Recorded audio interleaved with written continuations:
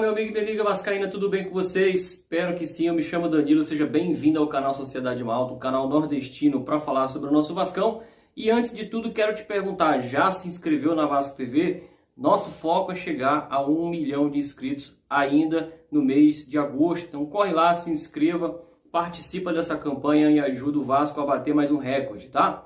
Obrigado a todos os inscritos do canal Sociedade Malta. Quero te pedir, não é inscrito, se inscreva, deixa aí o like no vídeo, se puder compartilha com mais amigos vascaínos e vamos para as notícias, né? A primeira delas tem a ver com uma especulação recente. O jogador Guilherme Paredes, que pertence ali ao futebol argentino, está jogando ali no Talleres da Argentina. O atacante tem 24 anos, é um atacante que já teve passagens por Coritiba, Internacional, né? Inclusive com destaque ali no Internacional, feito com boas atuações, foram ao todos 25 jogos, a gente até falou sobre isso no vídeo passado aqui no canal, e parece que o jogador realmente está vindo para o Vasco que tinha um concorrente ali, o Coritiba, que também disputava o atleta, mas a vontade do jogador parece realmente jogar no futebol mais destacado, né? Jogar num time mais competitivo, um time de mais vitrine, no caso o Vasco da Gama. Então o jogador, segundo o canal Atenção Vascaínos, é aguardado hoje no Rio de Janeiro para fazer exames e assinar contrato com o Vasco da Gama.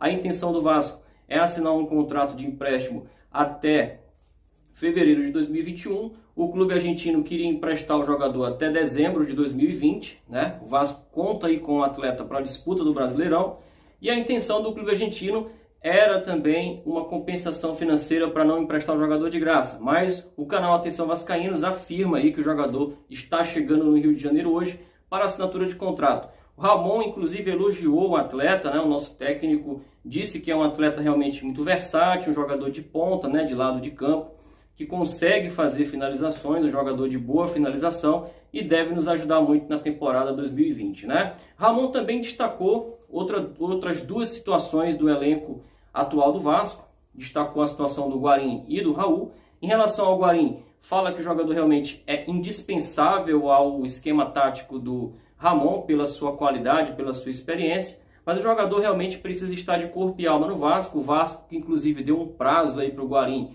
até o dia 2 de agosto, para que o jogador defina a sua situação e se apresente ao clube. Essa é a data limite dada aí pela diretoria do Vasco, para que o jogador realmente esteja ou não à disposição aí do técnico Ramon e que nos ajude ou não na temporada 2020. Achei uma decisão acertada, embora tardia, né? A gente já está praticamente na semana final da preparação do Vasco para o Brasileirão. Inclusive, haverá um treino, né? Um jogo treino amanhã contra o Volta Redonda às 9h30, né?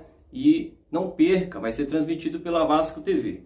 Enfim, o Ramon conta com o jogador, mas espera que o jogador realmente defina a sua situação, né? O MC Darlan até fez aí uma publicação de um vídeo em uma live afirmando que o jogador vai voltar para o Brasil, mas há quem diga aí, inclusive seu empresário não sabe, na verdade, qual é o desfecho da situação do Guarim. Então, dia 2 é o prazo final dado pelo Vasco. Se não ocorrer o retorno do atleta, o Vasco deve abrir mão do contrato do jogador. A situação do Raul já é uma situação que está, assim como a do Guarim, está mais nas mãos da diretoria do que do próprio Ramon, né? O Raul está insatisfeito, tem propostas e sondagens, né? Espera permanecer no Vasco, mas a situação realmente é de insatisfação. O jogador faz parte dos planos do Ramon. O Ramon conta com um jogador, diz que é muito importante a permanência do Raul pela sua versatilidade, mas o jogador deve realmente sair do clube, embora queira ficar, embora seja importante para o Raul. Acho que a situação do Raul é um pouco mais além, ele acha que não confia mais nessas promessas da diretoria e realmente deve ser importante para o Raul receber em dias, para todos, né? É muito importante receber em dias, mas para o Raul talvez por uma dependência familiar, alguma coisa do tipo, ele deve ser ali uma espécie de esteio para a família, imagino eu. Então, não pode ficar tantos meses sem receber, e o Vasco deve receber uma proposta oficial aí do RB Bragantino, que pode oferecer ao Vasco de 4 a 5 milhões de reais pelo Raul, né? O jogador é importante aí para o RB Bragantino, que já quer contar com o atleta para a disputa do Brasileirão. Mesmo o Raul já tendo prazo suficiente para assinar um pré-contrato, né? Ele já pode fazer isso, assinando um pré-contrato, inclusive com o próprio RB Bragantino, mas isso não o liberaria para a disputa do Brasileirão desse ano. Ele poderia assinar um pré-contrato e ficar à disposição a partir de 2021. Como o RB Bragantino conta com o atleta para esse ano, pode ser que o time paulista faça uma investida aí, né, e o Vasco consiga lucrar nessa situação, né? Em relação à última notícia que a gente quer dar aqui no vídeo de hoje, tem a ver com política, né? O Expresso 1898, no Twitter, né, acabou informando que o Campelo estaria aí, né, inclinado a se lançar candidato para uma reeleição, né, que internamente houveram avaliações positivas e que a diretoria informa que vai entregar um clube muito superior ao que recebeu, né? E aí algumas pautas estão impulsionando o Campelo a pensar dessa forma, né? Algumas coisas que vão ser entregues aí, né? Como por exemplo, o patrimônio aplicado com 2 CTs, né? Muito perto da entrega aí. Também a entrega do novo colégio e uma possível modernização de São Januário, melhor falando, né? Há também algo que esteja relacionado à reestruturação financeira e também a questão do Vasco ter dado uma impulsionada no seu programa de sócio-torcedor, sendo hoje o número 1 em número de sócios no país, né? Então essas são situações que estariam impulsionando o Campelo a pensar numa reeleição. A nossa opinião do canal é que eu discordo totalmente. O Vasco foi entregue para o seu Campelo disputando uma pré-Libertadores, conseguiu se classificar para a fase de grupos. Terminamos ali o ano de 2018, né, na 16ª posição, quase que rebaixado, né? Só não fomos rebaixados porque outros times tiveram um desempenho pior.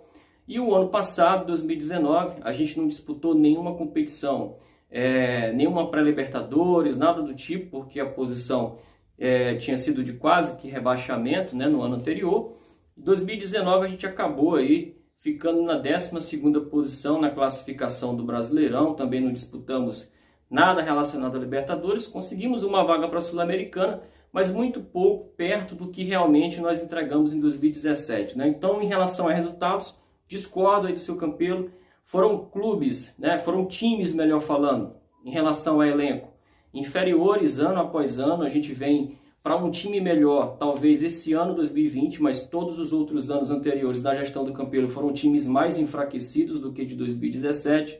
Então não vejo um aspecto positivo nesse sentido de resultados, né? Em relação à construção de 2 CTs, ficou muito claro que a intenção dessa diretoria era a inauguração de obras. Afinal, a gente pode até parabenizar pela iniciativa do projeto, mas quem garantiu a construção do CT e tem garantido até hoje é a nossa torcida. Não é uma obra política, tá? É uma obra da torcida, assim como foi São Januário. Então, mérito total para a nossa torcida. Não tem mérito político aqui nessa situação, né? Em relação ao colégio, para se reformar o colégio, só para refrescar a mente de vocês, né? Para se reformar o colégio, o Campelo acabou não pagando os professores que iniciaram uma greve. Houve ali uma vaquinha feita pela torcida para pagamento de salários. O Vasco preferiu não pagar salários, alegando que não poderia pagar uns e outros não. Acabou fazendo a reforma da escola, né? Essa reforma ela foi complementada através de recursos do Vasco, né? Junto com o valor arrecadado para pagar os professores doados pela torcida, e acabou que virou uma obra política, né? Agora está sendo utilizada aí como impulsionamento para a reeleição do Campelo, né? Modernização de São Januário, eu não acredito nisso, até porque a gente já está no 3º ano da gestão do Campelo, agora que vai se falar sobre modernização. Se realmente tinha um projeto para isso, por que não começou nos anos anteriores, né? Então, não acredito que isso ocorra, né? Em relação à reestruturação financeira, eu não consigo enxergar isso até hoje no Vasco. Estamos com uma gestão que bateu recorde aí, em relação a salários atrasados. Inclusive, os funcionários do Vasco estão há praticamente 4 meses sem receber. Os atletas do Vasco, para evitar a debandada, aceitaram aí um acordo, né, dividindo em 12 parcelas todos os direitos de imagem que estavam atrasados e os salários também que estavam atrasados. Então, não faz parte, na minha mente, não consigo entender que há uma reestruturação financeira para você pagar dívidas que são cruciais aí, como salário, folha de pagamento, você dividir isso em 12 parcelas, né? E, inclusive, eu não sei aí até hoje se o salário de junho já foi pago, então não acredito em reestruturação financeira. E em relação a sócio-torcedor, eu não vou nem me estender muito, né? Esse foi uma ação única e exclusivamente da nossa torcida, impulsionada por vários torcedores ilustres, por vários youtubers, né, que falam de Vasco em seus canais, fizeram uma corrente aí, ajudaram também nesse engajamento, mas a missão realmente foi executada pelo nosso torcedor. Então, não vejo o mérito da diretoria nisso, né? Inclusive, o programa de Black Friday, que foi estendido, aí, ele foi muito provocado pela torcida e pelos impulsionadores nos meios digitais, que acabaram pedindo aí para a diretoria para estender o Black Friday até o final do ano, coisa que aconteceu, mas não vejo aí algo determinante feito por essa diretoria para colocar o Vasco no protagonismo como a torcida colocou, né? Então, parabéns a você, torcedor, você é o responsável por todas as conquistas do Vasco nos últimos anos, você foi responsável por colocar recurso dentro do clube quando não se tinha nenhuma previsão de recurso, você é o responsável, você é o protagonista dos projetos do Vasco. Inclusive você, torcedor, cria os projetos, né? Então, parabéns, é isso aí. Não acredito numa situação como essa. Não dá para acreditar que vai ser isso que vai impulsionar a reeleição do atual presidente. Então, deixa aí sua opinião, se concorda ou não conosco. Fica aqui o nosso registro e agradecimento por mais um vídeo e pela sua atenção, tá bom?